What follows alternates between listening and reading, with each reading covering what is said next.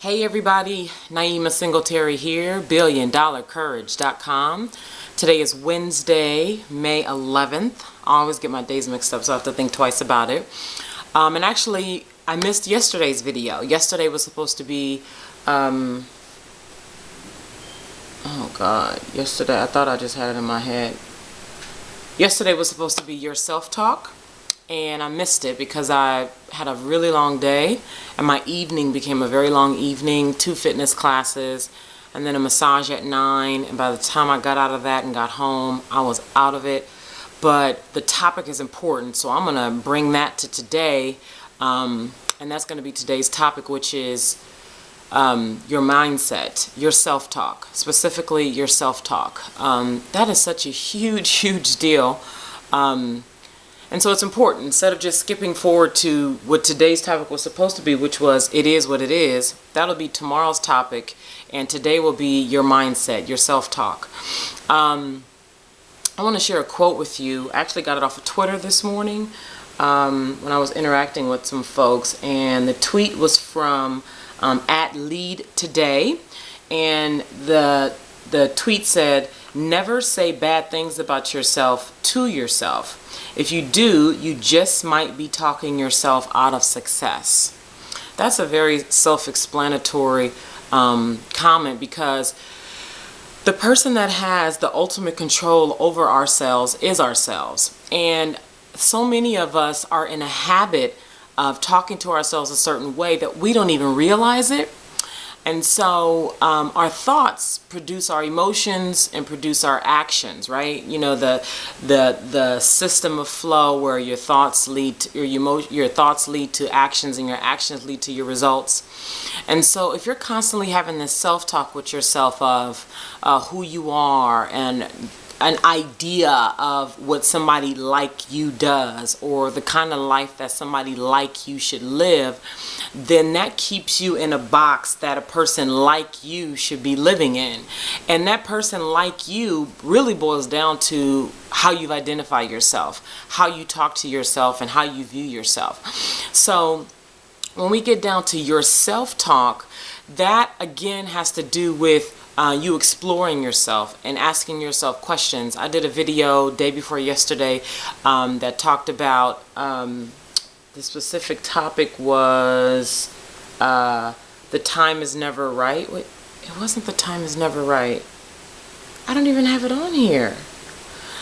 Anyway, but what it came down to is it was asking yourself these questions so you can understand yourself, and having the courage to I can't remember, it was having the courage, whatever it is I was feeling at the moment, it just came down to introspection.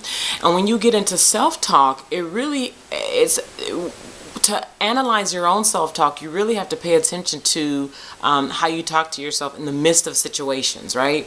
So when you're out and about and or here's a good example. Say you're analyzing an event you want to go to. A friend invites you to an event, to a group that you've never met, a venue you've never been to, a group of people who you don't know, and someone invites you out, or you hear about this event through the grapevine. What you're going to start to do is you're going to start to assess, is this an event I want to go to? You know, you want to find out where it is, who's going to be there, how they're dressing, right? Those kind of things. And once you determine who's going to be there, where it's going to be, how they're dressing, if there's a cost, all that kind of thing, then based on that description, you naturally, whether you realize it or not, come back to who you think you are, right? So you say, well, okay, I'm an accountant. I'm 37 years old. I'm a male. I have children. I do these things. And if you think that the way that you describe yourself doesn't fit with the people who are going to be in the group where you're going to go, there's a great possibility that you won't attend because you see yourself as different from that group. Now, that's just a very general explanation of self-analysis. However, when you go to look at the deeper part of it, of your self-talk, it's a matter of who you think you are and what you think your value is and whether you fit, so to speak. The reality is you fit if you say you fit, not if somebody else says that you don't fit, right? So your self-talk that you have with yourself will determine the decisions that you make and the directions that you go in life. So if your self-talk is telling you that only college educated people can live in communities where houses are worth $300,000 or more, then that means you'll always be in a community with houses of a lesser value.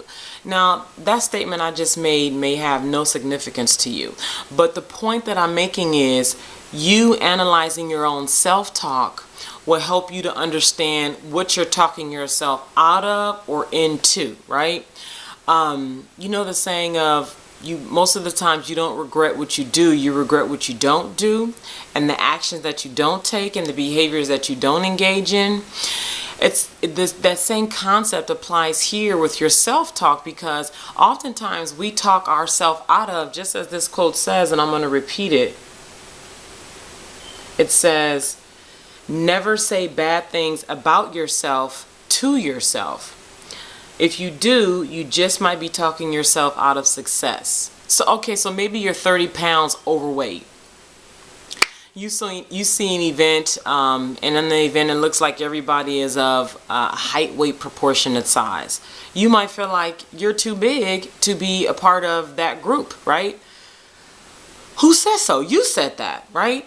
So that, again, this is something that you have to pay attention to. If you want to have any impact in the world, in your own life, if you want to be able to live strong in your life, in your body, in your decision making, you have to know who you are, and you have to analyze yourself. You have to look at yourself, not judge yourself and beat yourself up because, oh, you finally realize that you've been talking to yourself like you are nobody for most of your life. Not judging yourself in that way, but recognizing that, hey, I'm important. I have something to contribute. If I feel like I don't have anything to contribute, if I feel like I'm stupid, well, go educate yourself. You can, the books are all over the place. Libraries all over the place. Google is your best friend, right? Go beef yourself up, so to speak, and increase your confidence. And there's a litany of things that you can do to increase your confidence so that you'll feel confident enough to go into these unfamiliar territories. Because as long as you're in your world, you're going to stay with the mindset of that world, the people in that world. And if that's cool with you, fine. But if you want to take yourself to the next level, because this is all about courage development, because with courage, with strength and courage, you can do whatever you want to do. You can go wherever you want to do. You can talk to whoever you want to talk to. You can pursue whatever you want to pursue. You can have whatever you want to have, because you got the guts and the belief that it's yours. And so it's just a matter of taking that action, and your mindset has everything to do with that. So analyzing your self-talk and what you say to yourself, and not only that, what you allow other folks to dump into your brain, because that becomes a part of your self-talk. If you don't analyze what people are pouring into you and what you're choosing to hold on to, and then if you're repeating that stuff, that's garbage, that's spam, that's junk, that's trash, and it's filling up your filters that help you process information so you can make progressive decisions in your life, so you can move forward, take it to the next level, the next step, before Christmas comes around again. That's how I gauge how fast life is moving, how fast Christmas comes around. Christmas is my favorite holiday, by the way. So that's always like my tool of how I'm measuring time, as I look at Christmas. So anyway, that's the message for today. Your self-talk, it boils down to that, because there are a lot of messages coming from all over the world, and so your self-talk has to be clear. It has to be strong. It has to be in alignment with what you really, really, really want. And if your self-talk is cluttered with these years and years of garbage that you've been feeding yourself, whether it came from media, from friends, from family, from relatives, then you're not going to make much progress in your life. And come 2012, Christmas of 2011, 2013, you're going to be in the same place, and you're going to wonder, how the heck did I get here? When really it all comes down to you and your own self-talk, the way you see yourself, the way you view yourself, and the way you talk to yourself on a daily basis. So that's the message for today. What is your self-talk? All right? Naima Singletary here, BillionDollarCourage.com. Talk to you later. Thanks.